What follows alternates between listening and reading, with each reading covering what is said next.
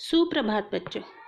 आज हम अपनी वसंत भाग 3 कक्षा 8वीं हिंदी की पाठ्य पुस्तक में से आज हम करेंगे पाठ 6। ये एक कविता है जिसका शीर्षक है भगवान के डाकिए। भगवान के डाकिए कविता में पक्षी और बादलों को भगवान के डाकिए बताया गया है और इन डाकियों द्वारा लाई चिट्ठियों को पेड़, पौधे, पानी और पहाड़ पढ़ पाते हैं। इस कविता में हमें ये बताया गया है। भगवान के डाकिए शीर्षक कविता में कवि श्री रामधारी सिंह दिनकर ने पक्षी और बादलों को भगवान का डाकिया बताया है, जिनकी लाई चिट्ठियाँ पेड़, पौधे, पानी और पहाड़ बाँचते हैं। इन चिट्ठियों को पढ़कर पेड़, पौधे, पानी और पहाड़ ये पाते हैं कि प्रकृति देश देश में भेदभाव नहीं करती और एक देश से उठता हुआ भाप दूसरे देश में पानी बनकर बरस जाता है। इस तरह से रामधारी सिंह दिनकर जी ने भगवान के डाकिए कविता द्वारा पक्षी और बादलों को भगवान के डाकिए बताया है। तो आइए अब हम कविता शुरू करते हैं, साथ साथ मैं आपको इसकी व्याख्या बताती जाऊंगी। पक्षी और बादल ये भगवान के डाकिए हैं जो एक महादेश से दूसरे महादेश को जाते हैं। हम तो समझ नहीं पाते हैं, मगर उनकी लाई चिट्ठियाँ पेड़, पौधे, पानी और पहाड़ बाँचते हैं। बाँचते मतलब पढ़ते। पक्षी और बादल ये भगवान के डाकिए हैं। कवि का कहना है कि जिस प्रकार डाकिया मनुष्य के लिए चिट्ठियाँ लाता है और उसमें लिखा सुखद या कोई दुखद समाचार पढ़कर मनुष्य सुख और दुख का अनुभव करता है, उसी प्रकार पक्षी और बादल भी भगवान के डाकिए हैं। ये डाकिए भगवान द्वारा भेजे गए संदेश लेकर आते हैं। इन डाकियों को क्षेत्र विशेष या कोई बंधन नहीं होता। ये जो डाकिए हैं पक्षी और बादल, इनको किसी क्षेत्र किसी खास क्षेत्र में जाना है या किसी तरह का कोई बंधन है, ये इन्हें नहीं होता। जो एक महादेश से दूसरे महादेश को जाते हैं, ये एक देश से दूसरे देश के मनुष्यों के लिए प्रेम, सद्भाव और एकता का संदेश लेकर आते हैं। हम तो समझ नहीं पाते हैं। पक्षी और बादलों द्वारा लाए संदेश को हम मनुष्य समझ नहीं पाते हैं, मगर उनकी लाई चिट्ठियाँ पेड़, पौधे, पानी और पहाड़ बाँचते हैं।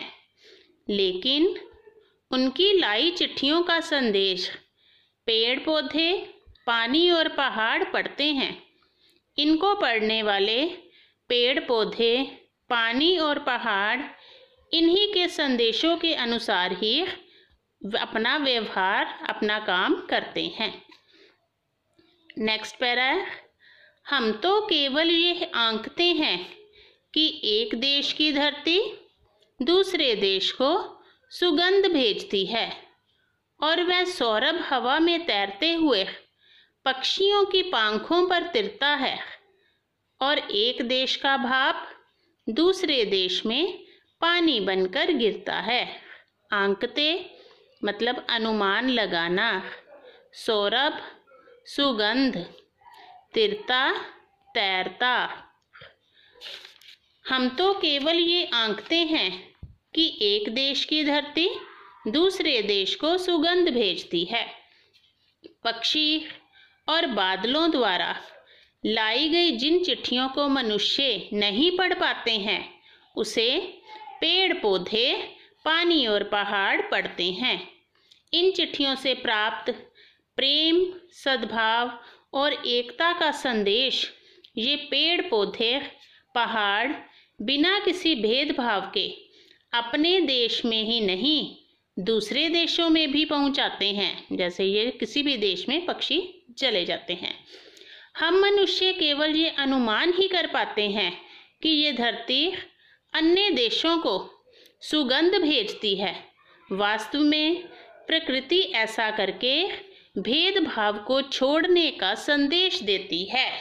ये इसमें भावना छिपी हुई है कि प्रकृति जो है किसी तरह का आपस में भेदभाव नहीं रखती और वह सौरभ हवा में तैरते हुए पक्षियों की पंखों पर तिरता है और एक देश का भाप दूसरे देश में पानी बनकर गिरता है।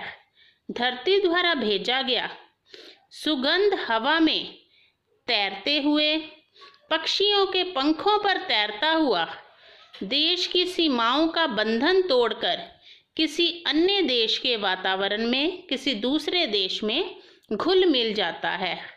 प्रकृति द्वारा भेदभाव ना करने का एक उदाहरण भी है कि किसी भी देश के नदी, सागर, झील, सरोवर आदि का पानी भाप बनकर उड़ता है और ये भाप ठंडी होने पर वर्षा के रूप में अपने देश में ही नहीं बल्कि अन्य देशों में भी बरस जाती है। इस प्रकार इसमें ये बताया गया है कि प्रकृति जो है वो किसी तरह का भेदभाव नहीं करती। पानी जो है वो जब भाप बन के उड़ जाता है, जैसे आपका इवेपोरेशन में पानी भाप बनकर उड़ जाता है। जब वो भाप बनकर उड़ जाता है तो वह उड़ के दूसरे देशों में जाके बरसता है। इस तरह से वह ये भेदभाव नहीं करता कि ये मैं इसी देश का पानी हूँ तो मुझे इधर ही बरसना है। वह जाकर दूसरे देशों में बरसता है। इस तरह से इस कविता में प्रकृति द्वारा भेदभाव ना करने का संदेश दिया गया है। आज के लिए इतना ही। इस कविता को ध्यान से पढ़ें और इसकी व्याख्या को अच्छी तरह से समझें। धन्यवाद बेटा।